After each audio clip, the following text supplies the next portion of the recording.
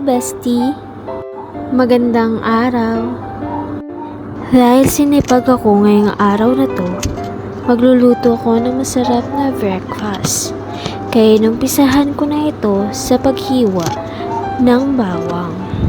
Ang lulutuin ko pala ngayong umaga ay garlic fried rice.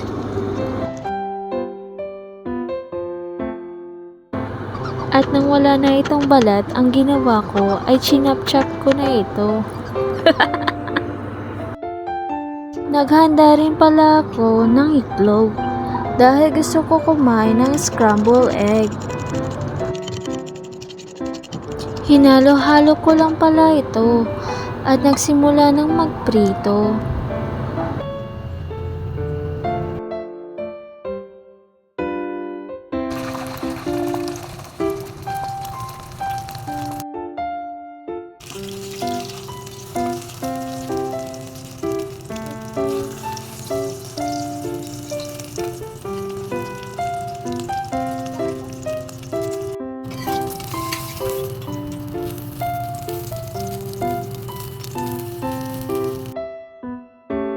Nang luto ng scrambled egg ay nilagay ko ito sa plato.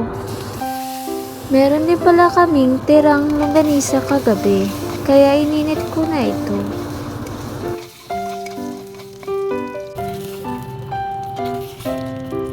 At nang okay na ang longganisa, nilagay ko na ito sa tabi ng itlog. After nyan ay nag-umpisa na rin ako mag-isa ng bawang. Nilagay ko na rin pala ang bahaw.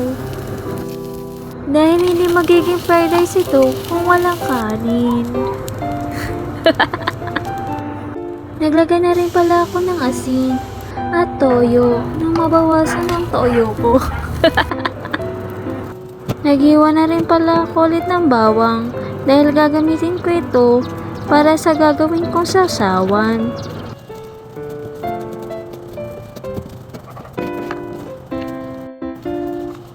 Naglagay na rin pala ako ng paminta at suka para sa sausawan.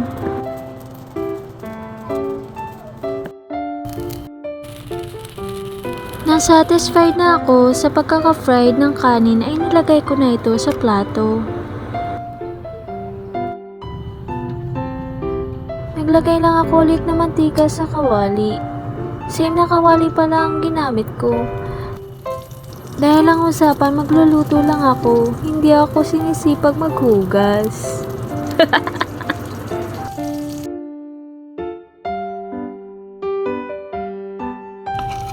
Sa video ko nga na ito, napatunayan kung gaano ako kagaling mag-balance. Tingnan nyo. Kinuha ko lang naman ang 3 perasong toyo at nilagay sa plato nang di nahuhulog. Nagpainit na rin ako ng tubig dahil magkakape ako. Kumuha na rin pala ako ng coffee stick. Di pala ako maglalagay ng sugar or creamer dahil gusto ko maging kasing tapang ng siga sa kanto. Pagkatapos ko nga magtimpla ng kape, ay nilatag ko na ang mga niluto ko. Kumuha ka na ng plato at sabayan mo ko. Napakasarap talaga nito, lalo na kung nakakamay. Sana nabusog kayo at huwag niyo sanang kalimutan i-like o i-share ang video nito. Muli, maraming salamat sa panonood.